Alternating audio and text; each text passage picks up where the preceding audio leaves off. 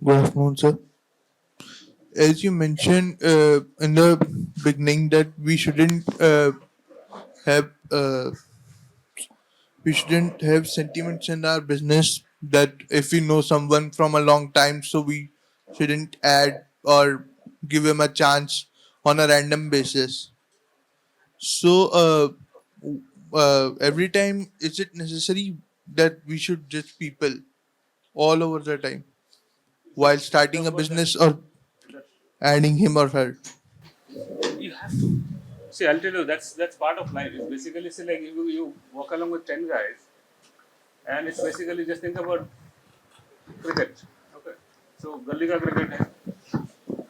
Now then then you have the cricket which is basically is within your. Then you have IPL. Then you have test match. So everybody will not reach at that level. So see if you want to play an IPL level game, you need to have an IPL level player, but you may not start with initially with IPL. So I'm saying that handle them with kindness. Don't throw them out. Whatever it is, that talk to them. Try to, because there is one company that he placed like 67 of their 70 people they have thrown out for a while. So, but be aware of that, because you cannot take everyone. Even in the army, there is a rule that you cannot take the whole army with you. Some people will be with you, some people you will lose on the way. It's fine, as long as you have handled them with kindness and fairness. That is what. Don't. Their relation should become your asset, not your liability. What are the common mistakes done by entrepreneurs while choosing their product or service? For While choosing their product or a service, common mistakes. see, I think the first thing is that the one common mistake people who do that the whole world is like me. Okay, so you think is you or your family or whatever that area. So I think everything is a little problem, right? So you need to identify that one, how big is the problem? Can you monetize it? Am I the best person to do that? Or am I good in doing that? Do I love doing that? So I think the choosing a product and service, this is one of the things. Don't get influenced by somebody else or internet. Look for something, give a little time, do a research. I said that, is it a real problem? Can it be monetized? Is it scalable? These three questions. A lot of people jump into it and say they do. But having said that, it's like a lot of cases you find a very small problem is also can be a solution. Now, other thing is that you also need to be aware of that where you want to build up that. So if you are doing it in India or sitting in Gurgaon or in Bangalore, that context is also important. So if you decide to go to California, and then a lot of these problems which otherwise is not a great idea here, but they could still work there. So I think look at these things plus the context. So if you are not doing that following, we might do a kind of mistake of choosing the one which you need to work. I have a follow-up question if I can ask. First is, how did you choose this product line? You must have had a lot of alternatives. And Which one are you talking about? The fish one? yeah, the seafood and the shrimp one. Okay, So- let me complete the question. Many times we see that as beginning entrepreneurs, you pick up something and you see something large is also doing it. But suddenly something happens in the regulatory environment. The large guy can take it somehow or the other, and the small guy can't take it. Now, for example, the tariffs on seafood products from India, which the US is putting up. Yeah. So, in fact, specifically that question also I'm asking. How do you think that business will develop now? Both questions are there. Okay. So one, I'll tell you why. So the firstly, fish and seafood is, and I'm a Bengali, so I'm a consumer. So which is so. Second is, I mean, that's not the reason. I think between 2007 and 5 and 7, I was the CEO of a company called Spinach. That's a retail in Bombay, part of DHFL group. So we're setting up these supermarket chains in Mumbai, and we saw that this fish and seafood is a large category. It's a fairly big category, where you can differentiate, because people are buying from this Chembur market and all of that. I have gone through that. Firstly, you don't get the item. Plus, secondly, environment is so bad that nobody, especially women, will never go, to pick up their fish out there. So I had set up this, I think out of the 35 stores I had in Mumbai, about 15, 16 of them had fish and seafood as a enclosed modern format. Did very well. So we are doing like, I think 25 crores of business a year through that. This is way back in 2005 and 7. So the whole thing is that we cracked the supply chain model that time. So we had people sitting in Orissa and retail is all about sourcing. So then, I was doing this, the document management company. I set it up the context is very important. This product was amazing, but I was trying to set it up in India. Nobody is basically going to put in money. I blown 2 million. Then in 2018, realized that, this is not getting anywhere. Digitization is anyway happening. It will become free. Give up. So, 2000, yeah. You had a failure then. Yeah, so we shut it down. So basically we shut it down from there. So then we said that, looked at Big Basket as a company which is already selling groceries online. So people are buying their dal chawal online, which means that they can buy also this one. So I looked at this as a category. I know the sourcing part of it. I have done it at scale. This is one category which is different than, has got a much higher margin. It's got about, see, online mein any product which is less than 40% margin is a question mark. Because, everybody who says that the grocery like Big Basket, 70, 18, 19, 20 is tough. Because your infrastructure cost and the cost of last mile delivery will kill you. So I kind of, brought that everything together and we launched. I didn't even know there was a Listrius or Fresh to Home that point in time. They were doing it for 3 years before that. It doesn't really matter. So I think that's a business side of it. I think other thing was also, this is one category which is like milk. So milk was, before Dr. Kurian, was very unorganized. So, so people used to kind of distribute milk maybe 5-6 kilometers from their, the place of production.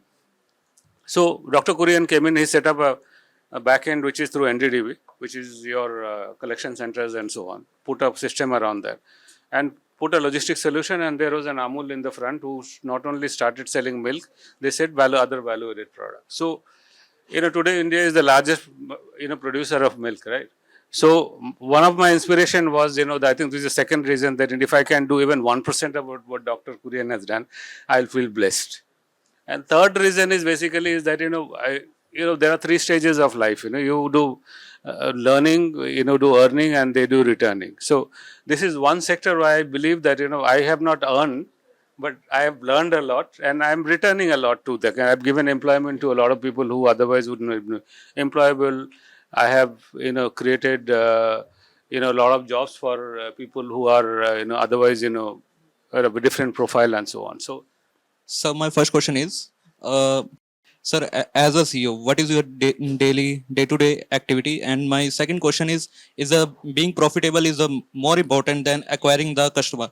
As we see the example of the Flipkart that make estimate 4,200 crore loss in last financial year. Sir, what's your opinion in that? Yeah, I'll tell you that again. I'll quote one of my friends is basically who said that, and which is true he said it in the context of retail, that you will always run with 1,000 balls in your hand. That's like retail. In the context of retail, this CEO of Asda, part of Walmart, then he mentioned that. As long as you are holding the right 10 balls in your hand and dropping 990 balls which are not important, you're fine. So I think you'll have to find out what is critical, because end of the day, everything is linked to what? You need to earn, right? So आपका 3 line है, revenue है, expense है, and profit है. So the first activity which is basically is about, all activities are, most critical activities are the one which is directly linked to that.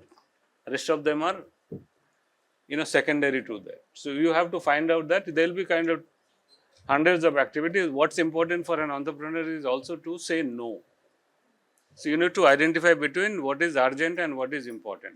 There will be a lot of stuff which will be important, but there will be some of them which are urgent.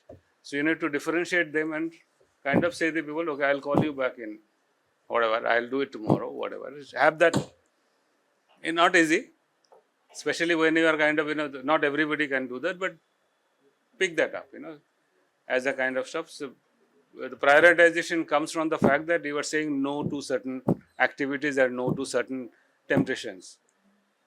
So make sure that link it to your tangible goals of the business or your job. Can I answer part of the question? Yeah. Young man,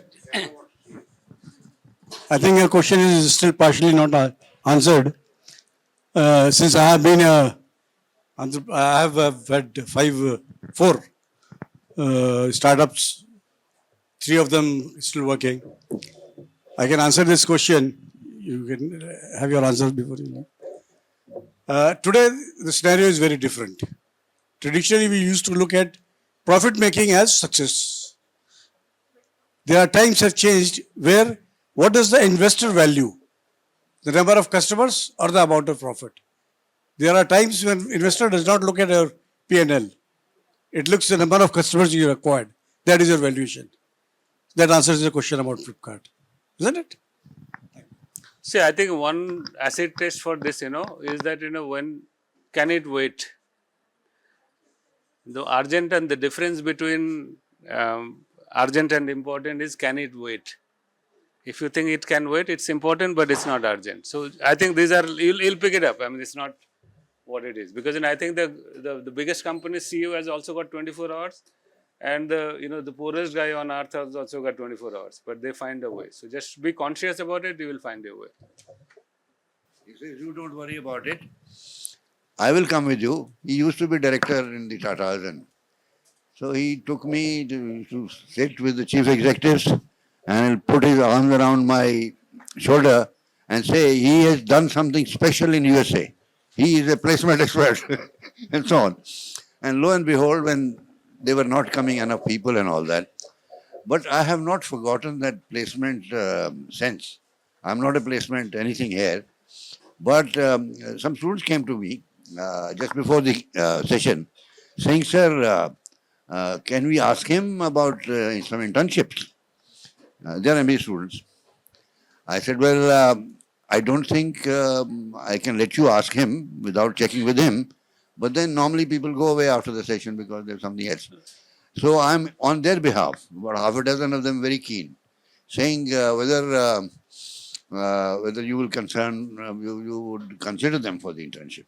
We are looking at some of the options, in few areas. So interns that we will take, we are already talking to some institute for some data engineers and all that stuff. We are open to that. So let me kind of, I have not put a requirement. How do we connect? Then they will get in touch with you and you can get in touch with Other thing is that, which is important, not as a very short-term story. So this came out at, just a few, I think last week only I was delivering a similar lecture in IIM Sirmaur. And I had another gentleman who's from the incubation venture capital kind of background. So he was there with me. And together we are thinking of setting up a venture studio. Venture studio? Venture studio. Okay. Now, venture studio is basically where there are mentors, there are kind of support system, and people come in, like you. Now you come in either with your idea or there are some ideas which we think, but we don't have the energy or bandwidth to do that. So, and we help you to build that business. So you will have the kind of larger equity of that doing it because you will have to build it out. So we're just in the process of setting it up. So we would invite, through your incubation center or that. Yeah, we should touch base on that also. Yeah. Yeah. Yeah. And currently, this is the E-Cell which is organizing it, and our team just went to IIT Bombay and were in the finals on developing a project and showcasing it and all that. So they are keen that way. But when I have said internship, for the time being, I have said summer internship. I'm not talking about. This is in June or when is that? That's right. June, July? Yeah, June, July. Yeah. Okay. Goes So up let me to- know whenever you are ready to kind of roll it out. Right. Okay, then Second year. Second semester. Okay, they'll be finishing their. So you have trimester, three of them, three in a year, or two? Two semesters. No, two in a year. I am had three. We had three, right? We had 3 terms. Yeah. Okay, anyways, not on the memories, but since I I went. mean, I think every institute has got their own way of doing it, but Yeah. obviously it's like the 2 years of Ahmedabad, it was gruesome. Very intense, very intense. It was gruesome. So, After but, that, you can take anything. yeah, कुछ डर नहीं लगता है. So, can I request you to give a vote of thanks and if any. Thank you, Dippankar. Thank you for a wonderful insight into the life of an entrepreneur, how one should go about it. We have, most of the students who are still sitting here would realize the importance of what he has been talking. A message which you could pass on to your batchmates who have walked out. Maybe you can ask a question. No, I will not ask that question. I will. Before that, I'll say something. Yeah, I was going to refer to this. He asked, how many of you want to start your own business? Maybe 8, 10 hands went up. More hands come up, so I have done a little bit of job. No, there are still some hands going up.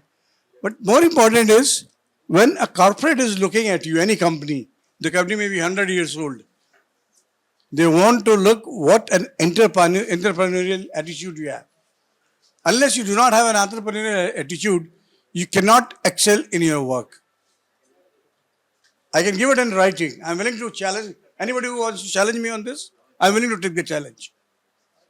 If you do not have entrepreneurial attitude and show this, use this in your workplace, you will never be able to excel. You may be able to perform good, but you will never be able to excel. That's what I learned very early in my life. I've had 4 startups, one as big as $2 million out of my own pocket, which we have currently boxed. 3 are still running, doing good. One very big satisfaction is, as Dippankar mentioned, that it's giving employment to more than 200 people. I'm very happy about it. What money it is giving me in return is not very important. So it is, what importance do you attach to what element? So guys, please understand the importance of entrepreneurship attitude. It's not knowing what exactly is what an entrepreneur is. An venture is. Knowing what an entrepreneur is important. Unless you do not become an entrepreneur in life by attitude, you will never be able to excel. I am willing to take any challenge. I am willing to share my telephone number, which is the first number the company issued in India, and I still continue with that, and I'll continue with that number till I am alive. I'm willing to take that challenge. Anybody who wants to challenge me on that. So guys, get into that attitude. At the end, you listen to biggest speaker, corporate speaker on this entire earth. At the end, what counts is attitude. It may not start with attitude, but at the end, what it counts is attitude. And building an entrepreneurial attitude is essential for a person to excel, I'm repeating, to excel in work life. I will thank again Dippankar for letting us know what all elements should an entrepreneur look at. When he was talking about your relationship, funding between your relationship, he was talking about a very important element. This applies in your workplace as well. An investment may not be only in terms of rupee. An investment could be in terms of an help, assistance, guidance. That could also be an investment. You look at that. Unfortunately, we look at investment only as rupee. We have to get out of that mindset.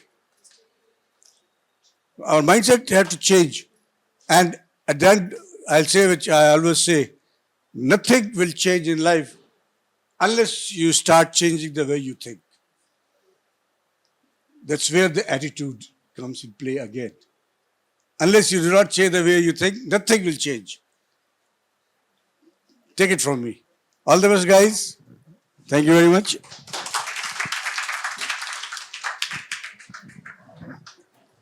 Zorawar Singh has taken permission of Halder Sahab to showcase just few minutes the presentation they made after All India competition in the IIT Bombay. And yesterday, I think there was a competition in Banarsidas Chalniwala Institute up to university. Up to university, 60 colleges participated in that. So, um, whatever the use of that is, except that the students are taking interest. So don't take too much time. Huh? I have never understood. I must have attended thousands of meetings. Why do they call it deliver? Deliver तो कोई चीज होती है. Anyways, thanks first of all, students. You came, so therefore the session was there. And such sessions are basically get to know each other sessions. There's a lot more to be learned from people like this who have not had just one life career but multiple life careers, and they work equivalent to about 10 people because they have to pay little to themselves. Be that as it may, it's the hardship, it is the thinking, it's remaining cool under the pressure, it is thinking right, and the conceptual frameworks do help. Without that, you miss out on a lot of things. So here, as far as students are concerned, you got to learn those conceptual frameworks. You got to think about some idea and then take it through. With that, we'll close it and we will request him and Mr. Bahadur to coordinate with him to be able to come again. Thank you.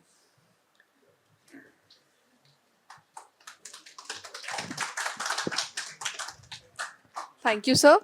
It's a privilege and honor to extend a heartfelt gratitude to all to our distinguished guest. As a part of our tradition, we felicitate our guest with a token of respect and gratitude. May I now request Honorable Professor Dr. Rakesh Khurana, sir, to present a gesture of gratitude to Mr. Dippankar, sir.